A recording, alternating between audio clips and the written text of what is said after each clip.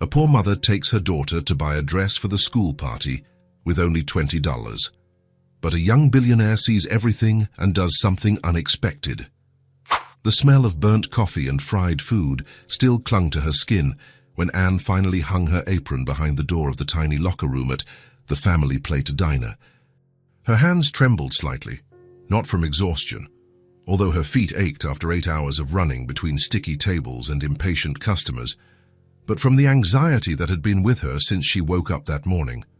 It was Friday, the 15th, and that meant the month's bills were piling up like storm clouds. The rent was due next week. The electricity bill had arrived with a figure that made her swallow hard, and Ember needed new shoes. Her current ones already showed her toes through the holes at the tip. At 25, Anne had become an expert in the mathematics of survival, adding what came in, subtracting what went out, and hoping the result never hit negative. But it was Friday, and that also meant her daughter was waiting for her at school with that smile that had the magical power to erase all the worries weighing on her shoulders. Anne glanced quickly at herself in the cracked locker room mirror. Her brown hair was pulled into a messy bun, a few strands escaping to frame her tired face. She pinched her cheeks to add some color to her pale skin and straightened the simple blouse she had washed the night before. The October afternoon painted the streets of Chicago with a golden light. Anne walked through the familiar streets of the Brighton Park neighborhood, a name that always made her smile ironically, since hope was exactly what she tried to keep alive every day. She passed by Mr. Henderson's bakery, who waved from the window, by Mrs. Rodriguez's pharmacy, who always asked about Ember, by Mr. Miguel's newsstand, who saved the comic books for her daughter to flip through. It was a simple but welcoming neighborhood, the kind of place where people knew each other by name. Roosevelt Elementary School appeared at the end of the street, an old but well-maintained building with walls painted a light yellow. Anne could hear the cheerful buzz of children's voices mixed with the shouts of street vendors. Ember was waiting at the gate, her small pink fabric backpack hanging on her shoulders, her light brown hair tied in 2 braids that Anne had carefully made that morning. At 5 years old, Ember had the most expressive eyes Anne had ever seen. Large, honey-colored, capable of conveying pure joy or a melancholy too deep for her age. "Mommy!" Ember ran towards her as if she hadn't seen her in weeks. Anne felt that familiar tightness in her chest, a mixture of intense love and responsibility that had been with her since the day she first held her daughter in the hospital. It was a love that sometimes scared her with its intensity, a love that made her want to move mountains. "Hi, my love. How was school today? Miss Sarah said we're having a party next week." Ember's eyes shone with contagious excitement. "Each kid can bring their mommy or daddy, and we're going to dance and eat cake." Anne smiled, but she felt a knot form in her stomach. School parties always meant expectations, other children with new clothes bought especially for the occasion, well-dressed parents taking pictures with expensive cameras. She wanted Ember to feel special, not to notice the differences that seemed so glaring to Anne. "That's great, sweetie. Of course, Mommy will be there. Are you going to take time off from work? I'll talk to my boss. I'm sure he'll understand." In reality, Anne knew she would have to swap shifts with a colleague or simply miss a day, losing the day's pay. But seeing Ember's smile was worth any financial sacrifice. Ember took her hand, small, warm, trusting, and they began to walk down the neighborhood's main street. It was a walk they took every day, a sacred ritual that marked the transition between the world of work and the world of family. 15 minutes from the school to the small apartment they shared on the second floor of an old but well-kept building. Anne knew every crack in the sidewalk, every shop window, every sound that made up the urban symphony of the late afternoon. They passed the hardware store, the butcher shop where the butcher always saved the best cuts for his old customers, the corner grocery where Anne would run a tab when money was tight. It was a safe, known, predictable route, exactly what Anne needed in a life that had already faced too many surprises. Her husband's sudden death in a motorcycle accident when Ember was just a few months old had taught Anne that stability, however modest, was a treasure not to be underestimated. It was when they passed in front of the Dreams and Silks boutique that Anne's world was turned upside down. The shop was small but elegant, squeezed between a lottery kiosk and a cell phone store, with a carefully arranged window display that showed off dresses that looked like they had come from the pages of a fashion magazine. Anne rarely looked for more than a few seconds. It made no sense to desire things that were so far from her reality, but on that day, Ember stopped abruptly, as if struck by lightning. "That dress is beautiful, Mommy!" The girl's voice exploded in pure exclamation, her wide eyes fixed on the window. Anne followed her daughter's gaze and felt the air leave her lungs. In the center of the window, illuminated by a soft light that made it seem almost magical, was a dress that looked like it had been created specifically for a 5-year-old girl's dream. It was a delicate, almost celestial, light blue, with small, hand-embroidered flowers all over the full skirt. The fabric seemed to float, even while static behind the glass, and it had an ethereal quality that transformed a simple piece of clothing into something close to a fairy tale. Ember pressed her face against the cold glass of the window, her breath creating small clouds of vapor. "Mommy, look how pretty it is. It looks like something a princess would wear." Anne's stomach clenched as her eyes found the small discreet tag in the bottom right corner of the dress. The price made her swallow hard. It was equivalent to almost 3 weeks of her salary as a waitress, 3 weeks of paid bills and of food on the table, of small luxuries like ice cream on Sunday. "Mommy, can I wear this dress to the school party? Please?"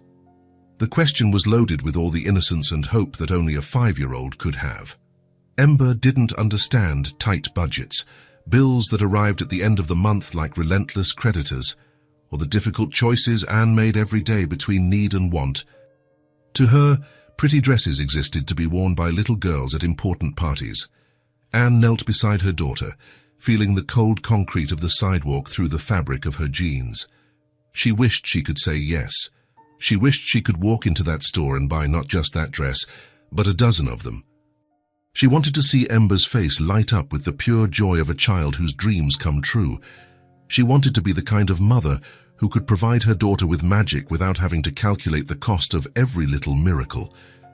Instead, she lowered her gaze, fixing her eyes on her own worn-out shoes, a pair of black flats she had bought on sale 2 years ago.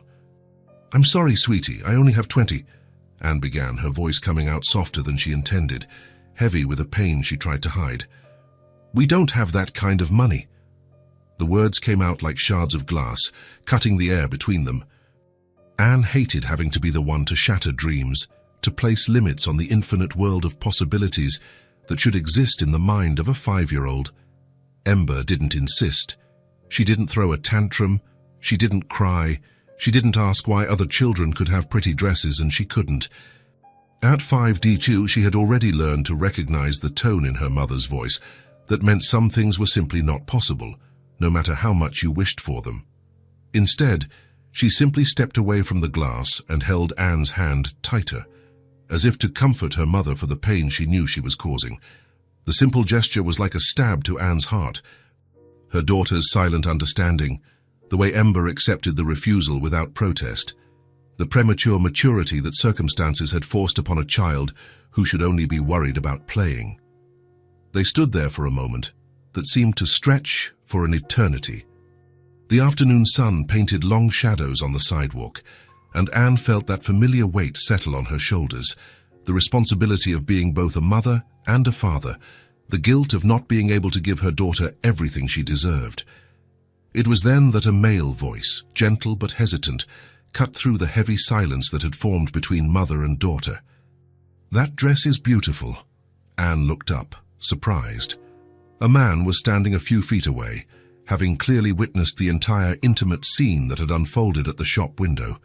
He was tall, about 6 feet, and well-dressed in a way that didn't scream wealth, but whispered quality and understated elegance. His hair was dark, the color of dark chocolate, slightly tousled by the October wind, and he had eyes that seemed to carry an unusual depth, dark, honey-colored, almost golden when the light hit them. There was something about his posture, confident but not arrogant, present but respectful. The man took a few steps closer, maintaining a respectful distance. His clothes were simple but clearly expensive, a white cotton dress shirt that looked custom-tailored, Dress pants that fell perfectly over brown leather shoes that reflected care and quality. It was more than the clothes. It was the way he moved, the quiet confidence in his gestures, the way his eyes seemed to truly see people. There was a presence about him that suggested someone accustomed to being in charge, but without arrogance. "Can I buy it for you?" He directed the question to Ember, but his eyes sought Anne's, silently asking for permission. Anne felt the world stop for a moment. Strangers didn't offer expensive gifts to children on the street. Well-dressed men didn't approach single mothers with proposals that seemed too good to be true. Every protective instinct she had developed screamed caution, but there was something in the man's eyes, a sincerity she recognized, a kindness that didn't seem rehearsed. He had witnessed an intimate moment of pain between a mother and daughter and offered help without seemingly expecting anything in return. Anne hesitated, her mind racing between gratitude, wounded pride, and suspicion. Ember, however, didn't have the same reservations. She looked at the man with the natural curiosity that only children possess, without the filters and fears that adults develop. "Do you know my mommy?" she asked, tilting her head to the side like a curious little bird. "I haven't had the pleasure yet," he replied, a genuine smile appearing at the corner of his mouth.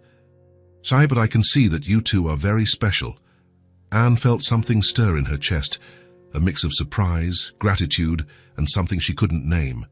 It had been so long since anyone had spoken to her and Ember, as if they were truly worthy of attention and care. "Please," the man continued, addressing Anne with respectful formality. "I know this might seem strange, a stranger offering this, but—" he paused, as if choosing his words carefully. "There's something about this moment that touched me deeply, and I would very much like to be able to do this for you." Anne looked at Ember, who was watching the conversation intently, then back at the man. There were risks, of course, but there was also an opportunity, not just to get the dress, but perhaps to show Ember that the world could be kind. "Okay," she said finally, her voice coming out softer than she intended. "But why?" The man smiled, and Anne noticed small lines around his eyes that spoke of someone who knew how to truly smile, who had lived enough to understand the value of small gestures of kindness. "Because some things in life are too important not to happen," he replied simply. Ember, who had listened to the entire conversation with the seriousness of a little adult, suddenly lit up with an idea that sparkled in her eyes like fireworks. "Do you want to come to my party?" The question came out with all the spontaneity and joy that Anne had tried to protect throughout the conversation. The man seemed genuinely surprised for the first time since he had approached. He looked at Anne, then at Ember, and something in his expression changed, as if a door that had been locked for a long time had opened just a crack, letting in a ray of light. "I think I'd love that," he said, and his voice carried a sincerity that made Anne believe he really meant it. As the three of them headed towards the entrance of the boutique, Anne still a bit hesitant but curious, Ember beaming with joy, and the strange man who had appeared like a character from a fairy tale on an ordinary Friday afternoon, Anne couldn't stop thinking that maybe some things in life really did happen for a reason. The blue dress with embroidered flowers waited patiently behind the glass, ready to transform not just a school party, but perhaps the entire trajectory of two lives that were about to intertwine with a third in ways none of them could imagine. And as the boutique saleswoman approached with a professional smile, Anne realized that sometimes miracles came disguised as kind strangers on Friday afternoons, when you least expected and most needed them. The hall at Roosevelt Elementary School had never looked so beautiful. Colorful balloons hung from the ceiling, like drops of joy suspended in the air, and crepe paper streamers transformed the ordinary space into something magical. The smell of chocolate cake mingled with the scent of flowers the teachers had placed on the tables, creating a festive atmosphere that made the children's eyes sparkle with pure happiness. Anne adjusted the blue floral dress on Ember for the third time in 5 minutes, her hands trembling slightly. She couldn't stop thinking about the mysterious man who had bought the dress just a week earlier. Would he really show up? The promise had been made by a stranger, and Anne knew all too well that promises from strangers rarely came true. Mommy, do you think he'll come? Ember asked, as if she had read her mother's thoughts. Her little honey-colored eyes scanned the entrance of the hall with anticipation. I don't know, sweetie. But even if he doesn't, we're going to have a lot of fun, okay? Anne tried to sound confident, but a part of her also hoped for the appearance of the man who had completely changed their week. Ember had talked about him every day, creating stories about how much fun it would be to show him the school, introduce him to her friends, and teach him the games she knew. The party had started 15 minutes ago, and the hall was already bustling with children running between tables, parents chatting in small groups, and teachers trying to organize the first activities. Anne watched it all with a mix of joy and discomfort. Joy to see Ember so beautiful and happy. Discomfort for being one of the few mothers there who clearly looked out of place. The other mothers wore clothes that cost more than Anne earned in a month. Their hair was perfectly styled, their nails manicured, their purses matched their shoes. Anne looked at her own hands, calloused from work, nails cut short for practicality, and felt small. It was then that she saw him. Rowan was standing at the entrance of the hall, wearing a light blue dress shirt that highlighted his golden eyes and casual trousers that managed to be both elegant and relaxed. He held a small wrapped gift in his hands, and his eyes scanned the room until they found Ember. He came! He came! Ember shouted, running towards Rowan with a speed that made Anne worry she might trip in her new dress. Rowan's face lit up when he saw Ember running towards him. He crouched down, opening his arms, and the little girl threw herself into them with all the trust in the world. Anne felt something tighten in her chest as she watched the way he hugged her, careful yet warm, as if she were made of precious porcelain. "You look beautiful, princess," he said, pulling back slightly to admire the dress. "Even more beautiful than I imagined." Ember twirled, making the full skirt of the dress fly around her legs. "Do you like it?" "Mommy said you bought it for me." "I like it very much. You look like a real princess." Anne approached, still a bit hesitant. There was something surreal about seeing this man here, fulfilling a promise made to a 5-year-old child. In Anne's life experience, adults made promises to children and then found excuses not to keep them. "Are you really came?" she said, an involuntary note of surprise in her voice. "Of course I came. A promise is a promise, especially when it's made to someone so special," Rowan replied, giving Anne a gentle smile before turning his attention back to Ember. "And I brought you a little something." He handed the gift to Ember, who opened it with the exaggerated care children have for important presents. Inside was a set of special colored pencils and a drawing pad with a cover decorated with flowers, just like the ones on her dress. "For a talented artist," Rowan explained. Ember's eyes sparkled like stars. "Do you want to draw with me?" "I would love to." What happened next completely surprised Anne. In a matter of minutes, Rowan was sitting on the floor next to Ember, completely oblivious to the fact that his expensive clothes might get dirty, drawing with the concentration of a child. He asked about every color she chose, praised every stroke, and laughed genuinely at the stories she told about her drawings. Anne sat in a nearby chair, watching the interaction with a mix of fascination and caution. There was something about the way Rowan interacted with Ember that touched her deeply. He wasn't just being polite or fulfilling a social obligation. He seemed genuinely interested, present in a way that few adults could be with children. "Now I'm going to draw you," Ember announced, picking up a pink pencil. "Do you know how to draw people?" "I do. Miss Sarah taught me." "But you have to stay very still." Rowan struck an exaggeratedly serious pose, remaining motionless as a statue, which made Ember laugh so hard she could barely hold the pencil. Anne found herself smiling involuntarily at the ease with which the two connected. "Done," Ember announced after a few minutes, showing him the drawing. It was a typical child's drawing, simple lines, strange proportions, but made with all the love in the world. It showed Rowan, herself, and Anne all holding hands with a big yellow sun shining above them. "It's perfect," Rowan said, and Anne could see he truly thought so. "Can I keep it?" "You can. But only if you promise to put it on the fridge." "I promise I'll put it in the most special place in my house." As the afternoon went on, Anne watched Rowan help Ember with the games, teach her simple magic tricks he had learned as a child, and listened patiently to every story she had to tell. He seemed to have infinite patience and a natural ability to talk to children without sounding condescending. During a moment when Ember was playing with other children, Rowan approached Anne. "She's incredible," he said, watching Ember lead a group of children in a circle game. "You've done a wonderful job with her." Anne felt her face flush. "It's not always easy."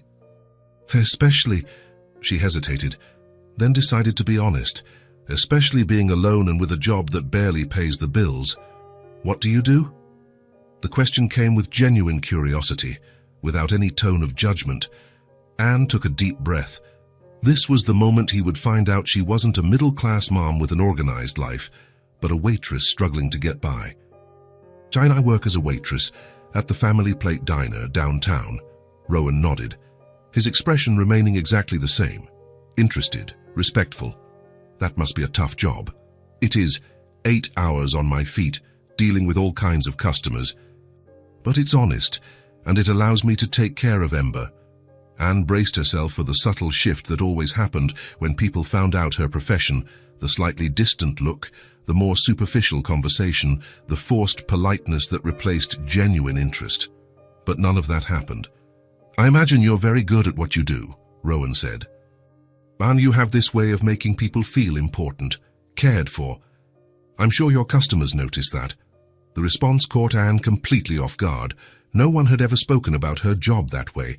No one had ever suggested that being a waitress required skills, that it was more than just carrying plates. Thank you." "Not everyone sees it that way." "Then they're not really looking," Rowan replied simply. "Honest work deserves respect, no matter what it is." Anne felt something stir in her chest, a feeling she hadn't experienced in a long time.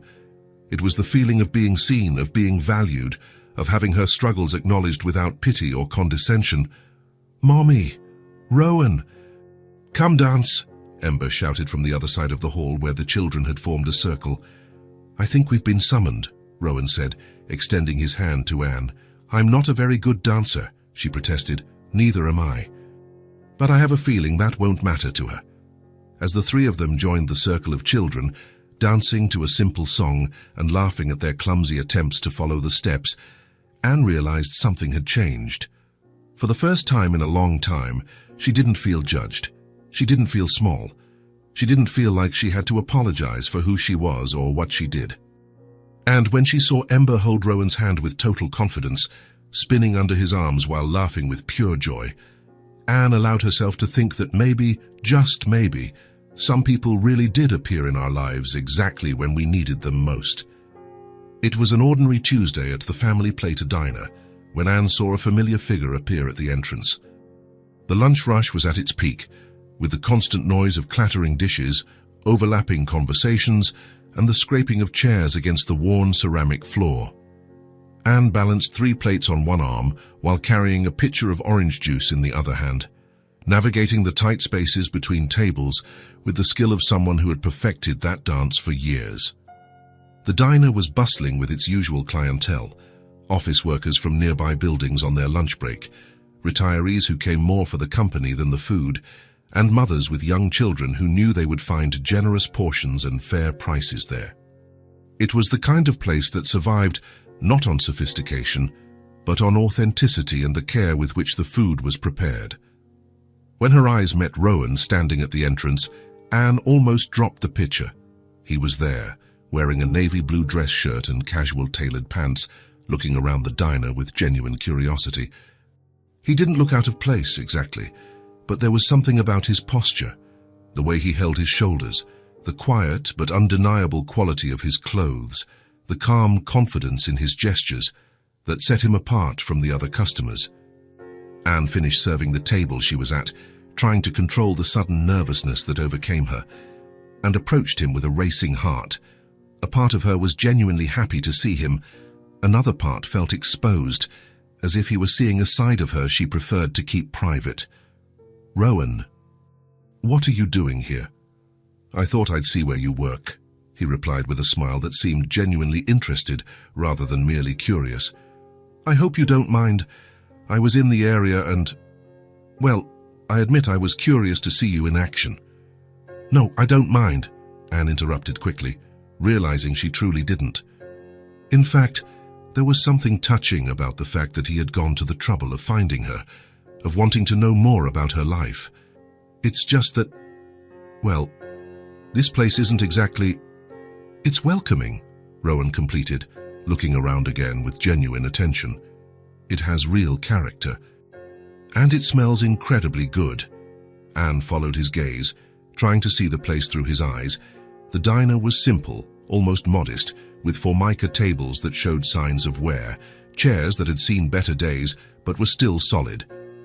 The walls were decorated with old photos of the neighborhood, black and white images that told the story of the area, and plants that the owner, Maria, insisted on keeping. It wasn't sophisticated, but it had its own charm, an authenticity that many expensive restaurants tried to imitate. "Would you like a table?" Anne asked, nervously adjusting her apron. "Actually, I was hoping to find out when you take your break, if it's not too much to ask, of course." Anne looked at the clock on the wall, an old model with large numbers that Maria insisted on keeping in working order. Her noon break was in 15 minutes. 15 minutes. "But are you sure you want to wait?" "I only have half an hour, and the place gets really crowded at this time." "I'm sure I don't mind the crowd," he smiled. "Actually, I want to see how you work." Rowan chose a table in the corner, strategically positioned where he could watch Anne work without getting in the way. He ordered a coffee and a pastry, simple choices that wouldn't require special attention from the kitchen, and Anne couldn't help but notice how he treated the other staff. There was the same respectful courtesy he showed her, without any air of superiority. For the next 15 minutes, Anne found herself hyper-aware of her movements. There was something strange and yet exciting about being watched in her work environment by someone who clearly came from a different world.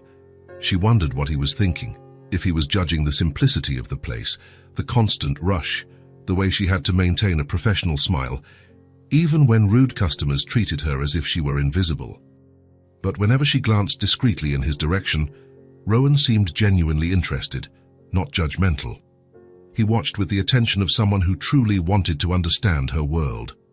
When she calmed down an angry customer complaining about the wait, she saw Rowan nod approvingly. When she helped a new colleague who was nervous about the rush, she noticed him smile. When her break finally came, Anne sat in the chair across from him, still wearing her diner apron. Her hands smelled of detergent and bleach. Her feet ached a little inside her practical shoes.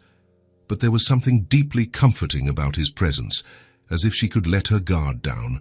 "So, what did you think?" she asked, half joking, half fearful of the answer. "I thought you're even better at what you do than I imagined," Rowan answered without hesitation, his voice carrying a sincerity that caught her off guard. "You have a natural way of making every customer feel important, even when you're clearly racing against the clock, and I saw how your colleagues interact with you. They trust you, ask for your help, respect your opinion.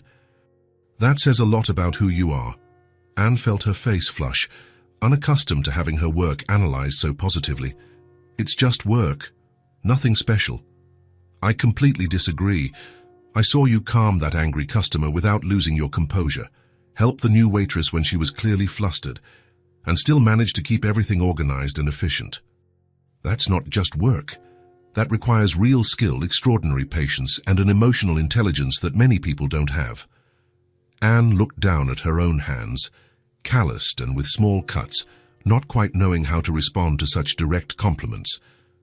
In her experience, when people found out she was a waitress, they usually assumed things about her education, her ambitions, her abilities. Rowan was doing the exact opposite, seeing skills where others saw only service. "Is Ember at school?" he asked, delicately changing the subject. "She is. She gets out at 5. Anne paused, then added impulsively, "If you want. I mean, if you don't have other important plans, you could come by the house later. I'm sure she would be thrilled to see you." The smile that spread across Rowan's face was genuine and warm, lighting up his golden eyes.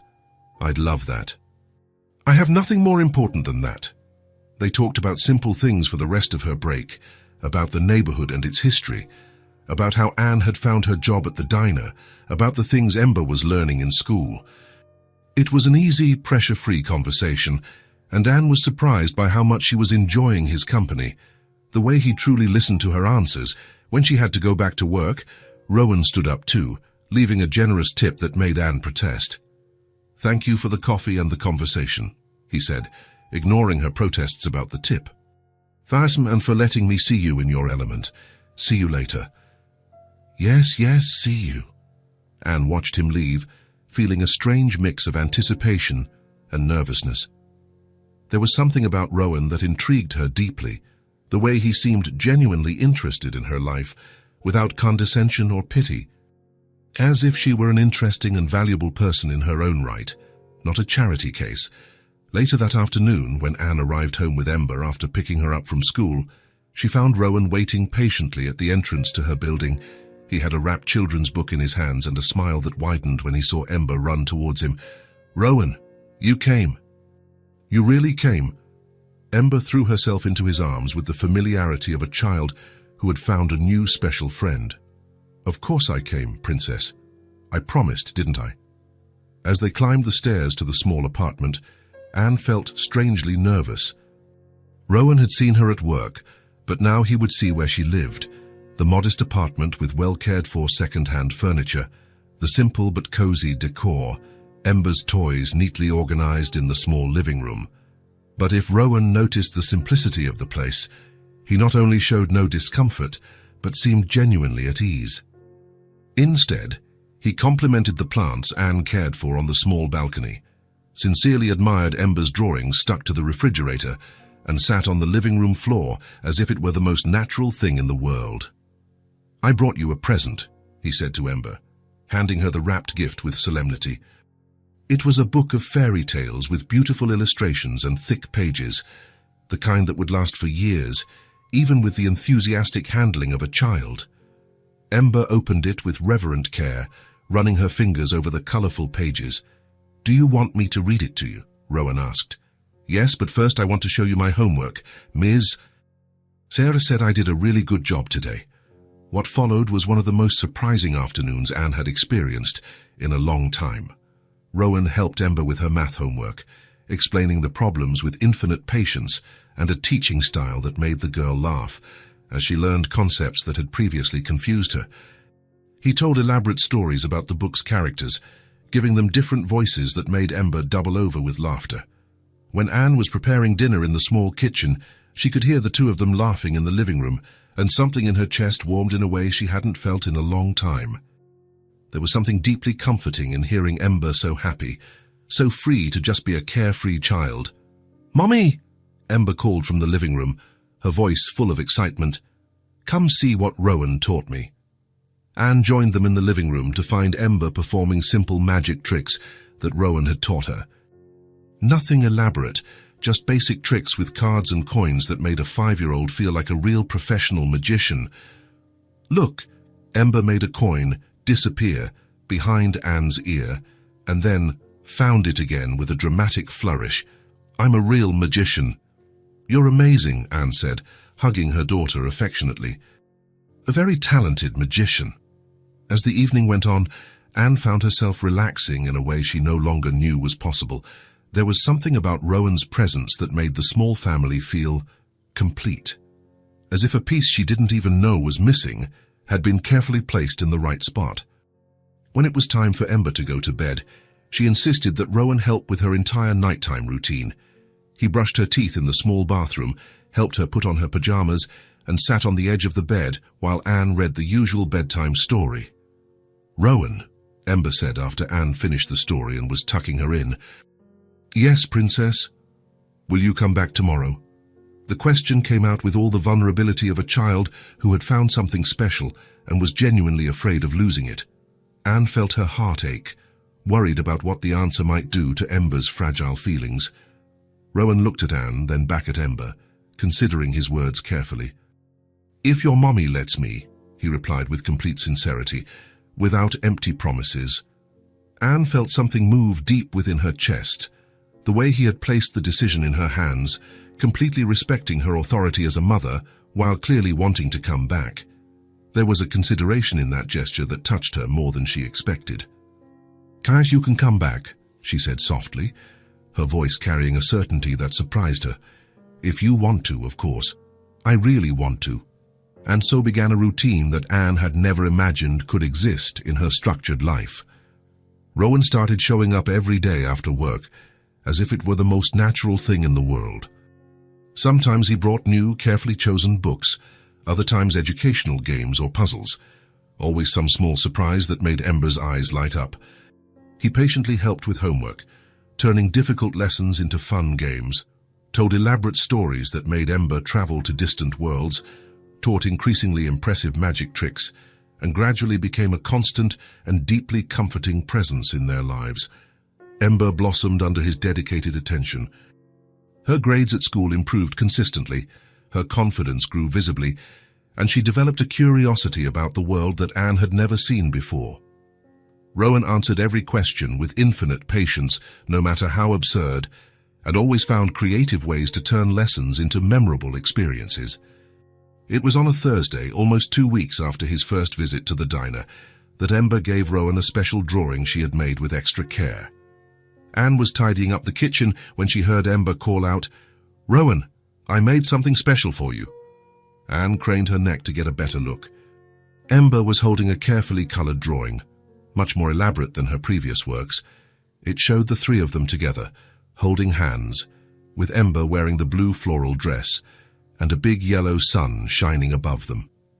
In the background, she had drawn a house with symmetrical windows and a red door, and flowers of all colors scattered across an imaginary garden. "I made it for you," Ember said, extending the paper to Rowan with the solemnity of someone offering a treasure. Anne saw Rowan's expression change completely. His eyes filled with tears, and he was silent for a moment, studying every detail of the drawing, as if it were the most precious work of art in the world. It's beautiful," he said finally, his voice a little hoarse with emotion. "It's the most beautiful gift I've ever received in my entire life. You really like it, for real?" "I like it more than I can explain with words." Rowan looked at the drawing for a few more moments, then raised his eyes to Anne and Ember. There was something different in his expression, a decision, a courage that wasn't there before. "Girls," he said, and his voice carried a warm seriousness. "Would you like to go on an outing with me on Sunday?" Anne hesitated for a moment. Outings meant unknown territory, meant breaking the safe routine they had established. It meant admitting that what was happening between them was more than just a casual friendship, but Ember immediately vibrated, bouncing on the spot. Yes, where are we going?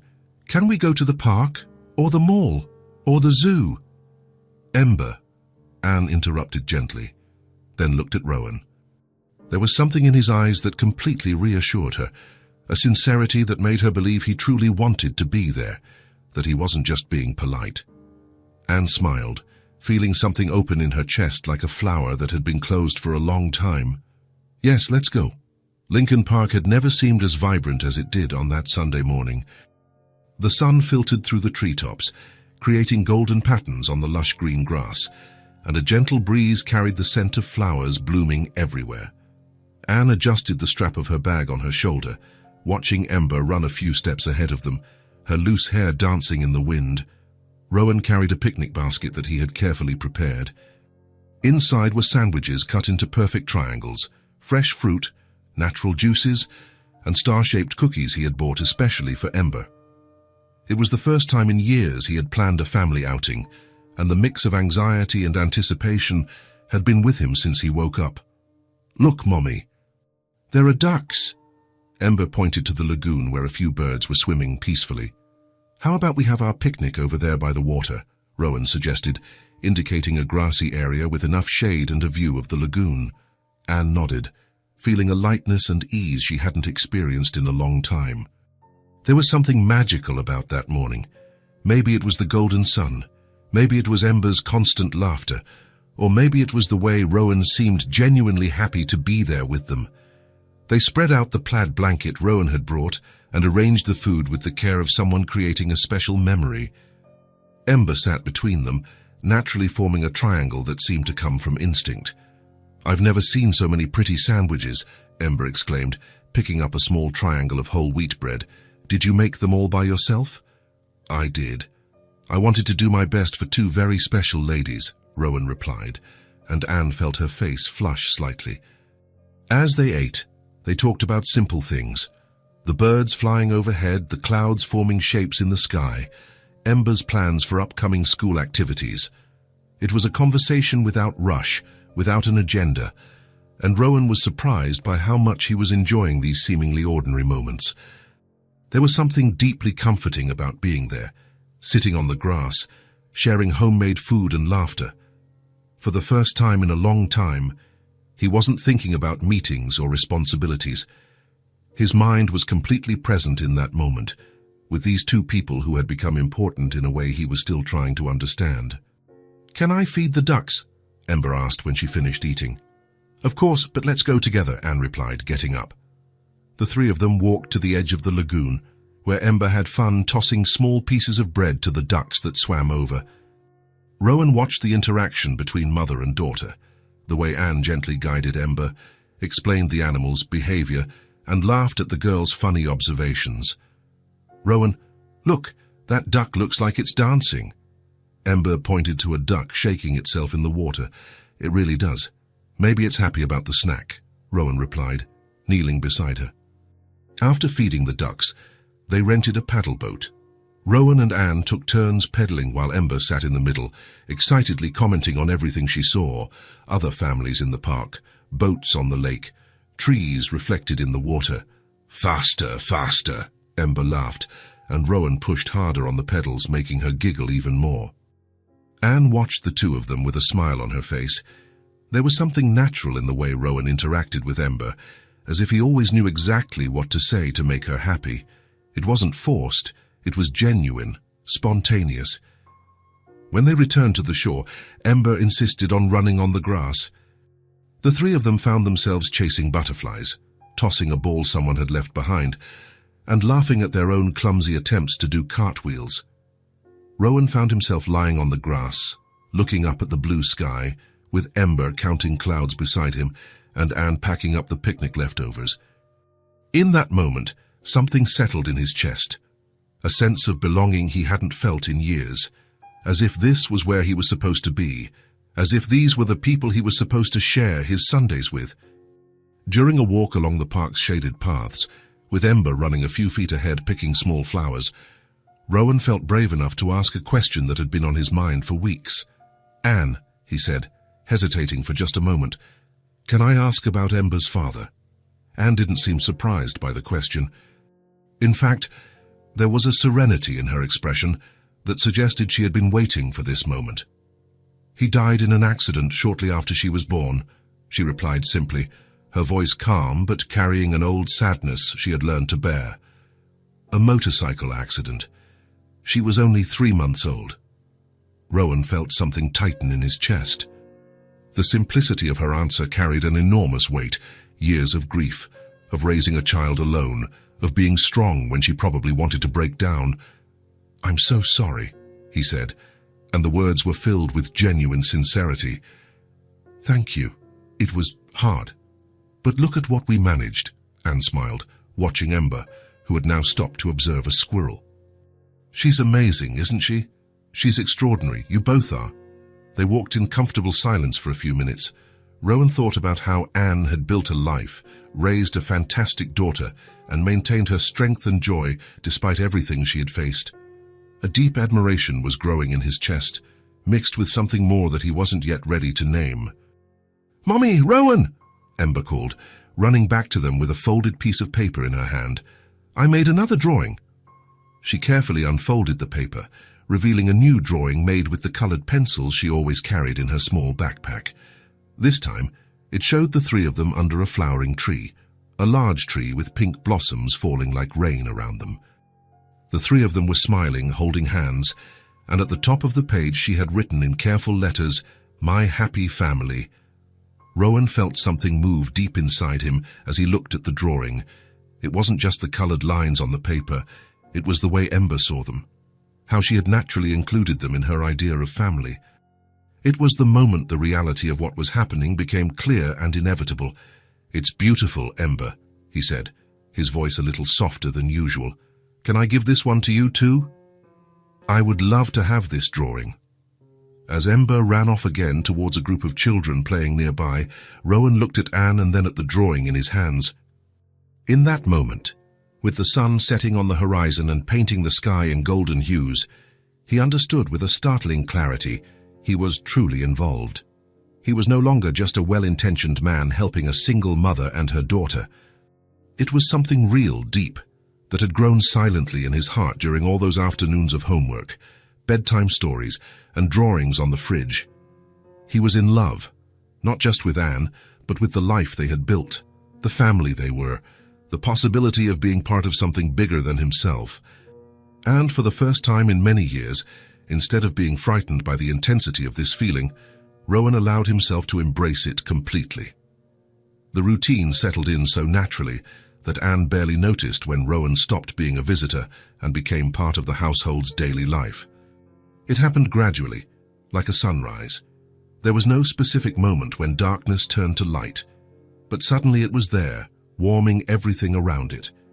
It was a Monday when Anne noticed she had automatically set 3 plates at the table without thinking. It was a Wednesday when she realized Ember spoke of him in the plural. "We are going to do as we like," as if the 3 of them were a natural unit. It was a Saturday when she realized she was saving the special coffee he liked, buying the cookies he had complimented, and organizing her daughter's schedule considering the times he would be over. Rowan arrived every day around 6 in the evening after Anne got back from work and Ember from school. He never came empty-handed. Sometimes he brought ingredients for dinner, other times an educational toy for Ember. Always small things that showed he thought of them during the day. But more important than what he brought was what he offered. Genuine presence, complete attention, an emotional availability that Anne didn't know she was missing until she started to experience it. He didn't arrive as a guest who needed to be entertained. Instead, he simply integrated into whatever was happening. If Anne was cooking, he would ask if he could help, and upon receiving a positive answer, he would wash dishes or chop vegetables with the naturalness of someone who belonged in that space. If Ember was doing homework, he would sit beside her at the small kitchen table, offering help when needed, but letting her work alone when she was able. It was on a rainy Thursday afternoon that the kitchen sink faucet started to leak. Anne looked at the constant dripping with a heavy heart. Another thing to worry about, another expense she would have to fit into her tight budget. She was mentally calculating how much it would cost to call a plumber when Rowan arrived. "Guy, plumbing problem?" he asked, noticing her worried expression and the sound of the drip hitting the sink. "The faucet is leaking. It'll have to wait until I can save up enough to call someone," Anne sighed, drying her hands on a dish towel. "Can I take a look? I'm no expert at that, but I've dealt with this before." Anne hesitated for a moment. Accepting help was still difficult for her. Years of forced independence had created an instinctive resistance to depending on anyone. But there was something in the way Rowan offered that didn't feel like charity or condescension. It was simply what one person does when they see another with a problem they can help solve. "Okay," she said finally. "There are tools in the utility closet."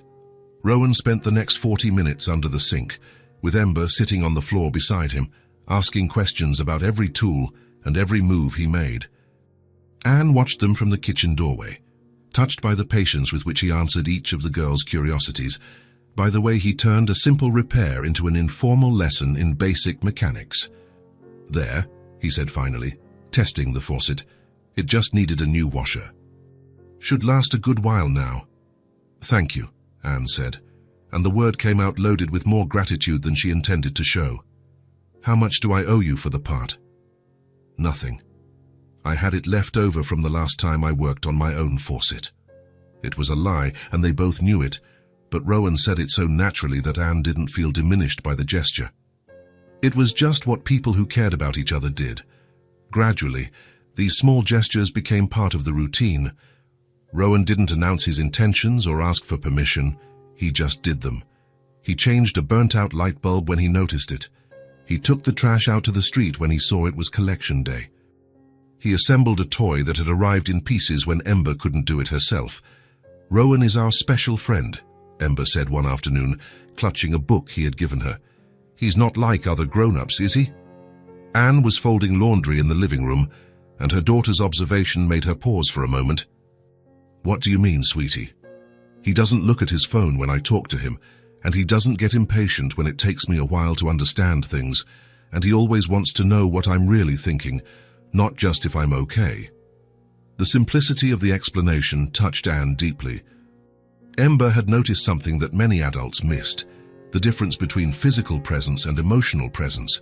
Rowan offered the latter, completely, every time he was with them. At first, Anne had felt a constant anxiety with his presence. Not because he did anything wrong, but because she wasn't used to having someone so present. For years, she and Ember had operated as a two-person unit, each taking care of the other, creating their own routines and rhythms. The idea that someone might want to be a part of that, without expecting anything specific in return, seemed too good to be true. But as the weeks went by, Anne realized that Rowan didn't want to change anything they had built.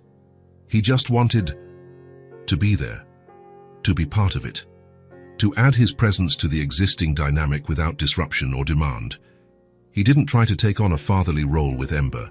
He never contradicted a decision of Anne's or tried to discipline the girl. Instead, he naturally followed Anne's lead, supporting her decisions and reinforcing her rules.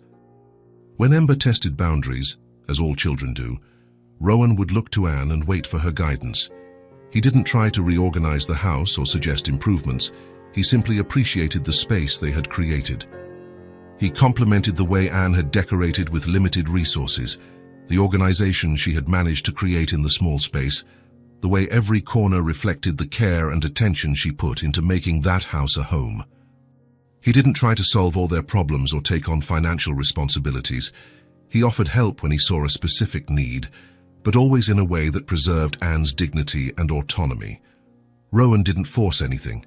He was just there, and that was enough. Anne was surprised by how much this constant yet unpretentious presence was affecting her life. It had been years since she had completely relaxed when she came home from work. There was always something to do, some worry to address, some responsibility weighing on her shoulders. But now, when she opened the door and saw Rowan and Ember at the kitchen table, doing homework or putting together a puzzle, she felt her shoulders relax automatically. It wasn't that he took over her responsibilities. It was that she didn't have to carry them alone. There was someone there who genuinely cared about her and Ember's well-being, someone who wanted things to work out for them, someone who was willing to help without expecting recognition or reward. It was an ordinary Tuesday afternoon when Anne realized how much things had changed. She came home from work with a headache and aching feet, finding Ember and Rowan in the living room. She lying on the floor with her feet up, he sitting on the couch with an open book. "Hi, Mommy. Rowan was helping me with math, but we're done now." Now he was reading a story to me, Ember announced, running to hug her.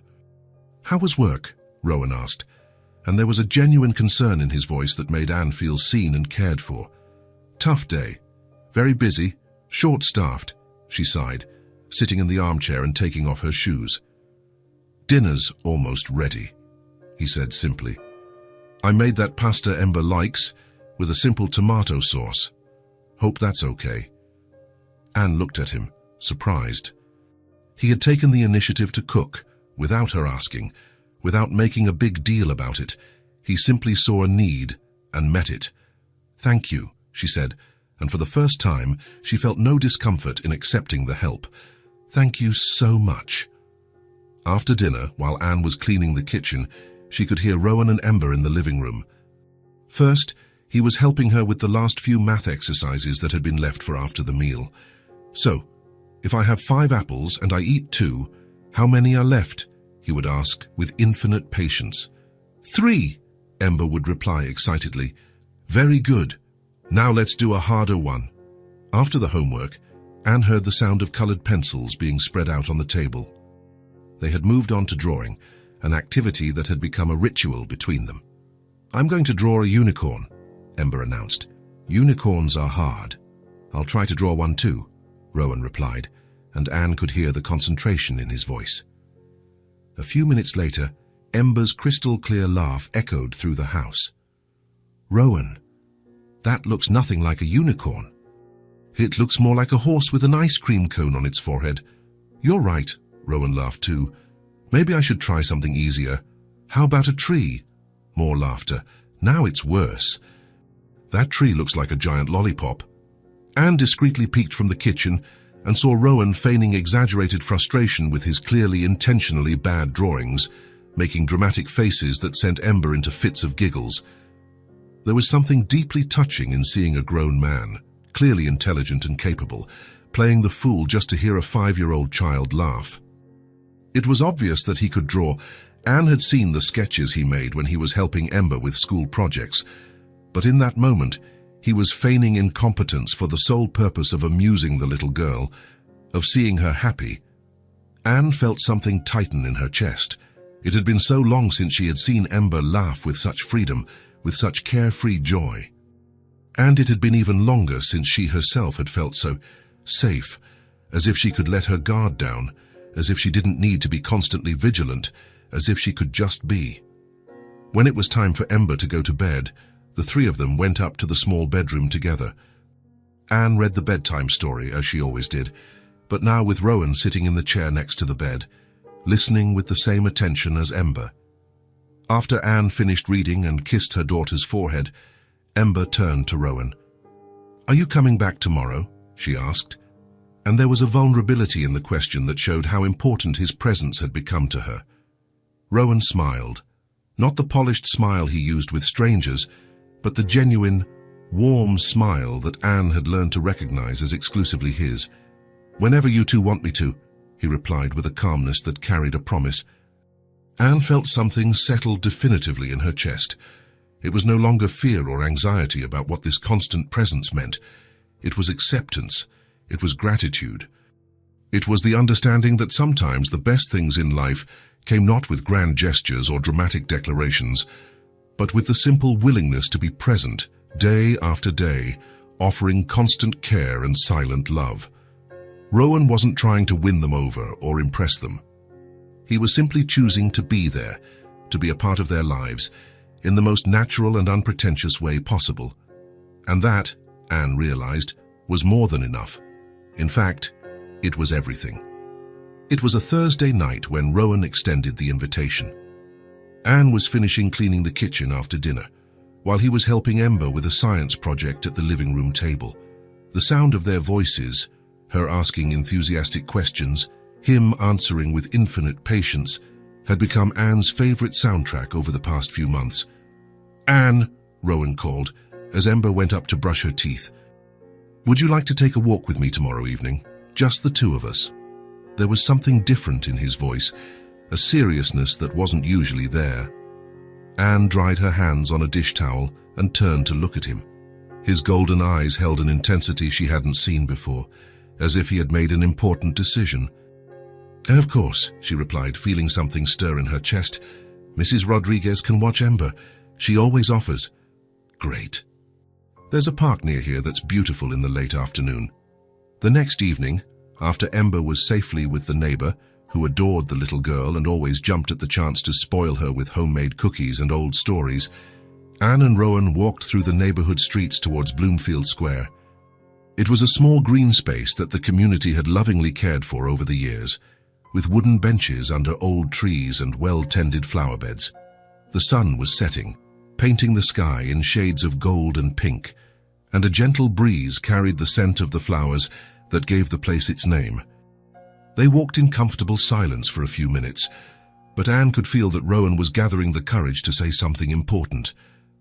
"There are some things about me you should know," he said finally, as they sat on a bench under a crabapple tree in bloom. Anne turned to him, giving him her full attention. There was a vulnerability in his posture that she rarely saw, his shoulders slightly hunched, his hands clasped together, his eyes fixed on the ground. "You don't have to tell me anything you don't want to," she said gently. "I want to," he replied, looking at her. "I need to, if we're going to. If this is going to continue, you need to understand why I was so closed off before I met you both." Rowan took a deep breath, as if preparing to dive into deep waters. "I was engaged once," he began, his voice low but steady. "We dated for 3 years. We're engaged for 1. I thought we had built something solid, real. I was planning our life together, thinking about a house, kids, growing old beside her." Anne remained silent, but moved slightly closer, offering presence without pressure. "My best friend was practically a brother to me, Marcus. We had known each other since college. He was my best man when I thought I was getting married. She, Isabella, always said he was like family to her too." The pain in Rowan's voice was palpable, even after all this time. Anne resisted the urge to touch him, sensing he needed to tell the story at his own pace. "I worked a lot back then. I was building my company, stayed late at the office, traveled a lot. I thought I was doing it all for us, for our future. But in reality, I was neglecting the present." Rowan paused, looking at the blossoms falling from the tree around them like natural confetti. "I came back from a business trip early, wanted to surprise her. I got home and—" His voice broke for a moment. "I found her with my best friend. In our bed, in the house we bought together, with her wedding dress hanging in the closet." Anne felt her heart ache, not from the pain of imagining Rowan hurt, but from the double betrayal he had faced, the person he loved and the person he trusted most, destroying his faith in love and friendship all at once. "I'm so sorry," she whispered. "For the worst part wasn't just the betrayal," Rowan continued, his voice firmer now. "It was finding out it had been going on for months. That all the times I came home and found Marcus there, all the explanations that seemed perfectly normal, all the smiles they gave me, it was all a lie. I felt like the biggest idiot in the world." He looked at Anne, and she saw years of distrust and self-protection in his eyes. "I closed my heart after that. I decided I would never let myself be that vulnerable, that stupid again. I dated, of course, but always kept my distance, never letting anyone get close enough to hurt me like that again." Anne remained silent, but there was a deep understanding in her eyes. She knew the pain of loss, though hers had come from death, not betrayal, but the fear of opening up again, the hesitation to become vulnerable, that she understood perfectly. "Why are you telling me this?" she asked gently. Rowan turned completely to face her, and there was an intensity in his eyes that made Anne's heart race. "Because with you two, it's different," he said, his voice thick with emotion. "My heart is opening up again, and it scares me and excites me at the same time. For the first time in years, I want to let my guard down completely. I want to trust. I want to build something real." The words hung in the air between them, heavy with meaning and possibility. Anne felt tears well up in her eyes, not of sadness, but of a complex emotion that mixed gratitude, relief, and something dangerously close to love. Without a word, she reached out and took his hand. It wasn't words. It wasn't an explicit declaration, but it was a clear signal. She wanted it too. She was also willing to try. She also felt that something special was growing between them. Rowan looked at their intertwined hands and smiled, the first genuine smile since he had started telling his story. "Thank you," he said simply. "For what?" "For not running. For not judging me. For being here." They sat in silence for a few more minutes, holding hands, watching the sun complete its journey toward the horizon. They didn't need more words at that moment. Both knew that something had changed, that a door had opened, that they were walking together towards a future that neither of them had planned, but that both wanted to explore. The following week, it was Anne who took the initiative. It was a Saturday afternoon, and she was preparing a special dinner, nothing elaborate, but made with more care than usual. Homemade lasagna, a simple salad, and a chocolate cake she had attempted to make from a recipe she found online.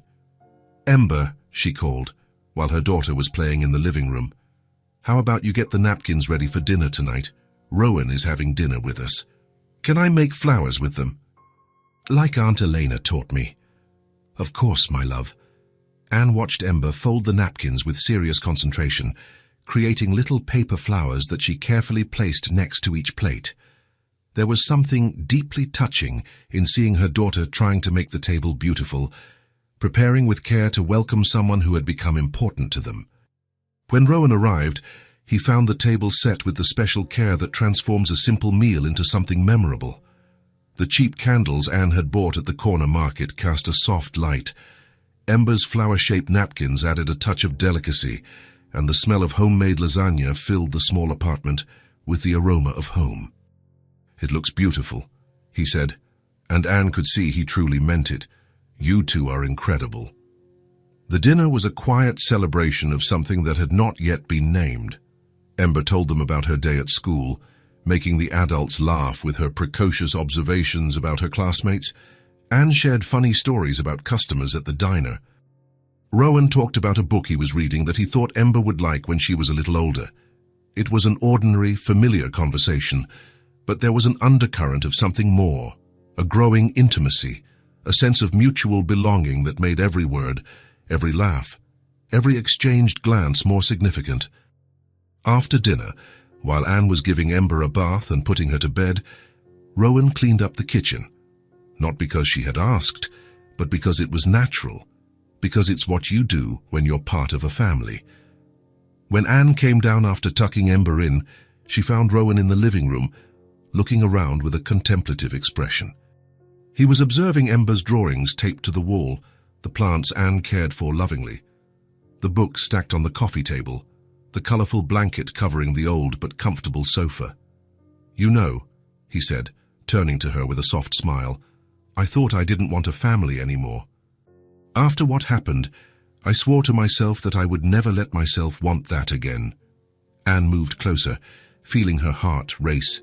There was a seriousness in his voice that she recognized, the same one that was present on the night of their walk. "But with you two, my heart has opened up again," he continued, his golden eyes fixed on hers. "You've shown me that family isn't about perfection, or grand gestures, or having everything planned. It's about being present. It's about caring. It's about choosing, every day, to be part of each other's lives." Rowan took a step towards her, his hands finding hers naturally. "If you'll let me, we can try, no rush our way." It wasn't a marriage proposal. It wasn't a dramatic declaration of eternal love. It was something deeper and more real. It was the acknowledgement that they had found something special together, and the mutual desire to nurture it, to see where it could lead them. Anne looked into his eyes and saw everything she needed to see. She saw a man who had been deeply hurt but was willing to take a risk again. She saw someone who genuinely loved her daughter, not as an obligation or a burden, but as a joy. She saw a person who respected her, who valued what she had built, who wanted to add to their lives, not control or change them. Instead of words, Anne simply held his hands more tightly. And in that simple gesture, in the way their fingers intertwined, in the smile that spread across both their faces, was the clearest and most complete yes that any word could express. They didn't need grand declarations or elaborate promises. What they had was better. It was real. It had grown organically. It was built on a solid foundation of mutual respect, genuine affection, and the shared desire to create something beautiful together. As they embraced in the small living room, surrounded by the traces of a life that Anne had built alone, and that was now opening up to include more love, more laughter, more possibilities, both knew they were at the beginning of something special. It wouldn't always be easy. They had old wounds that were still healing, fears they would need to face, practical challenges they would have to navigate together. But they also had something that made it all possible. They had love, not the desperate, dramatic kind from the movies, but the steady, reliable kind that builds true families. And that, they knew, was more than enough. It was everything. 3 months after the night of the special dinner, life had settled into a rhythm Anne never knew was possible. It was no longer the constant rush of a single mother trying to handle everything alone. It was a shared daily life, where responsibilities and joys were naturally divided among 3 people who had chosen to be a family. Rowan arrived every Saturday morning with fresh bread from Mr. Henderson's bakery, always the sweet rolls that Ember loved, and the whole wheat bread that Anne preferred. It was a small ritual, but one that transformed weekends into something special. He would arrive with the smell of the bakery clinging to his clothes and a smile that said there was nowhere else in the world he'd rather be. "Warm bread!" Ember would shout, running to the door whenever she heard the key in the lock. Rowan had been given a copy of the apartment keys a month ago, after Anne realized it was absurd for him to wait outside when he arrived before them. They would have breakfast on the small balcony that Anne had turned into a cozy nook with plants and a small round table. Ember always insisted on sitting in the middle, creating what she called a family sandwich. Rowan would read the news from his phone aloud, always the funny or curious stories, never the sad ones, while Anne sipped her coffee and watched the two most important people in her life interact so naturally. Look at this," Rowan would say, pointing to a story about a dog that had learned to paint. "This dog is almost as much of an artist as you are, Ember." "Impossible," she would reply, indignant but laughing. "Dogs don't have fingers to hold a paintbrush, right?" Anne would laugh at these interactions, at the way Rowan always found ways to include Ember in conversations, making her feel important and heard. The weekdays had their own comforting routine. Rowan would arrive at 6 o'clock sharp, always with a small surprise. Sometimes it was a new book for Ember, other times special ingredients for dinner, always something that showed he was thinking of them during the day. He would help Ember with her homework at the kitchen table, while Anne prepared dinner, creating a domestic symphony of mingling voices, a math question, a patient answer, a sizzling pan on the stove, a child's laughter. "If I have 10 candies and I eat 3, how many are left?" Rowan would ask, following the exercise in the book. 7. "But can I eat 2 more?" Ember would reply, always trying to negotiate. "Finish your homework first, then we'll negotiate the candy," Anne would say from the kitchen, smiling at her daughter's attempt. After dinner, they had developed simple rituals that became the most precious moments of the day.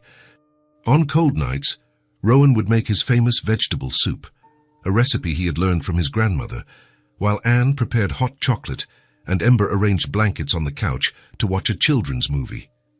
"A movie and blankets," Ember would announce, as if it were the most extraordinary discovery in the world, every time they finished dinner and realized it was getting cold outside. The preparation for these nights was almost as much fun as the main event. Ember would drag out all the blankets she could find, creating a sort of nest on the sofa. Rowan would adjust the TV volume and check if everyone could see well. Anne would bring the hot chocolate in special mugs, the unicorn one for Ember, the plain blue one for Rowan, and the one with flowers for herself. On warmer nights, they would sit on the small balcony, Ember on Anne's lap or leaning against Rowan, listening to the sounds of the neighborhood falling asleep, distant televisions, neighbors, conversations, the occasional bark of a dog. They didn't need much entertainment. Each other's company was enough. Rowan had become an expert at the games Ember invented. She would create elaborate games with rules that changed every round, and he would follow each new instruction with a comedic seriousness that made the girl roar with laughter. They built forts with pillows, organized fashion shows with her clothes, and created plays where he always played the exaggeratedly evil villain that she defeated with magic powers. "Now you're a dragon that only eats broccoli," Ember would command, and Rowan would embrace the role with total dedication, roaring dramatically and pretending broccoli was the most delicious thing in the world. "Roar! Where is my precious broccoli?" he would shout, crawling around the living room floor. "Never! I am the princess protector of broccoli," Ember would respond, brandishing an imaginary sword.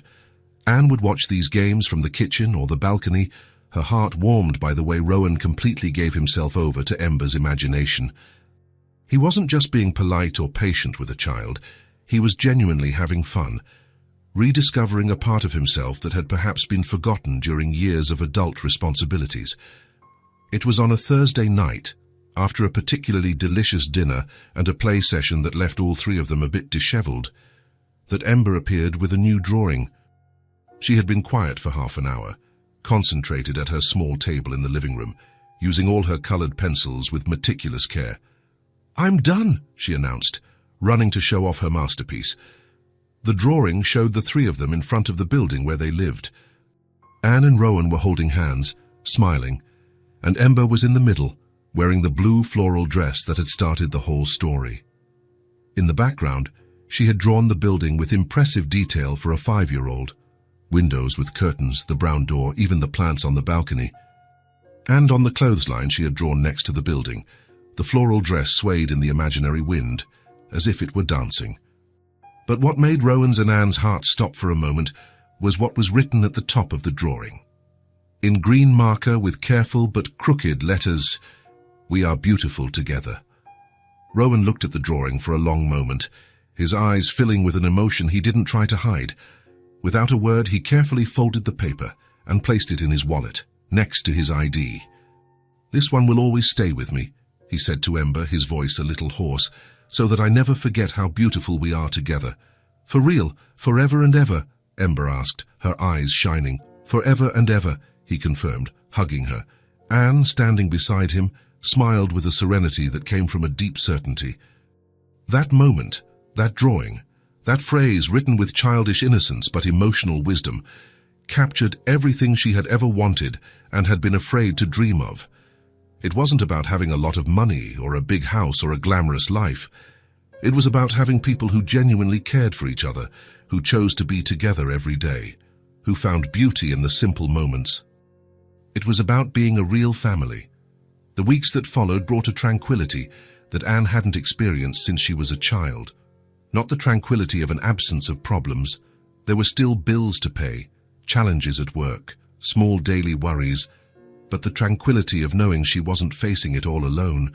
There was someone there who shared the burdens and multiplied the joys. Rowan hadn't officially moved into the apartment, but his presence was in every corner. His toothbrush in the bathroom, his books mixed with Anne's on the coffee table, his favorite mug on the kitchen shelf. Ember had naturally reorganized her toys to include space for his things, as if there had never been a version of the family that didn't include him. It was on a Sunday night, after a lazy day of watching movies and eating popcorn, that the moment that would change everything forever happened. The three of them were on the couch, wrapped in blankets, watching a cartoon that Ember had chosen. Anne was on one side, Rowan on the other, and Ember had naturally migrated to lean against him, her head resting on his chest. During a quieter part of the movie, Ember turned to look at Rowan. There was an unusual seriousness in her honey-colored eyes, as if she were about to ask the most important question of her life. "Rowan," she said, her voice small but determined. "Yes, Princess. Can I call you Dad?" The silence that followed wasn't uncomfortable, but filled with emotion. Anne felt tears form in her eyes as she watched Rowan's face transform. Surprise, emotion, joy, gratitude, it all passed through his expression in a matter of seconds. Rowan looked at Anne over Ember's head, his eyes asking a silent question. Anne smiled and confirmed with a slight nod, her heart overflowing with a happiness she didn't know was possible. "If you want to," Rowan said, holding Ember in his arms as if she were the most precious treasure in the world. "I would love that."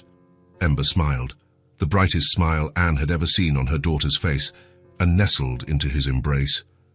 "Dad," she tested the word in one as if trying out how it sounded. Daddy Rowan." "Just Dad is fine," he replied, kissing the top of her head. Anne watched them, feeling as if her heart would burst with so much happiness. That simple moment, on the worn-out couch of her small apartment, watching a cartoon on an ordinary Sunday night, was more perfect than any fantasy she had ever created about what it would be like to have a complete family. Later that night, after they put Ember to bed, with her insisting that both Anne and Rowan say goodnight as they always did, but now with a completely new meaning, Ember did one more thing that none of them expected. She brought out a shoebox she had decorated with colored paper and glittery stickers. Inside, she had carefully stored the blue floral dress, now too small for her, along with all the drawings she had made over the months, the entire evolution of their family depicted in colored pencil and marker. On the lid of the box, she had written in increasingly confident letters, "This is the day it all began. I want to keep it forever," she explained, as if it were obvious that precious memories should be preserved with care. So when I'm grown up, I can remember how you two met because of the dress."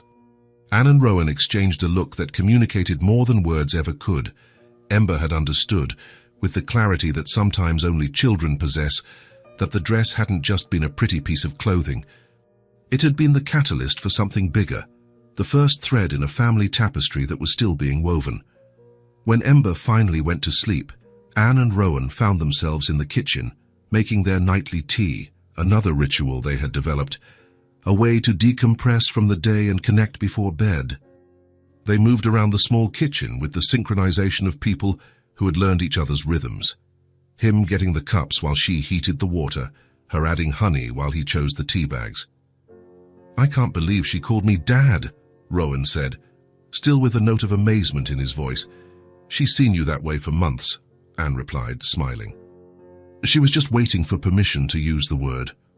They laughed softly, the kind of shared laughter of people who know and appreciate each other's quirks.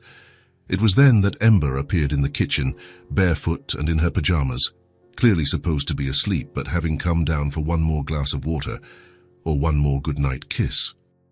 Instead, she hugged them from behind, her small arms trying to reach both of them at once. "Good night, Mommy."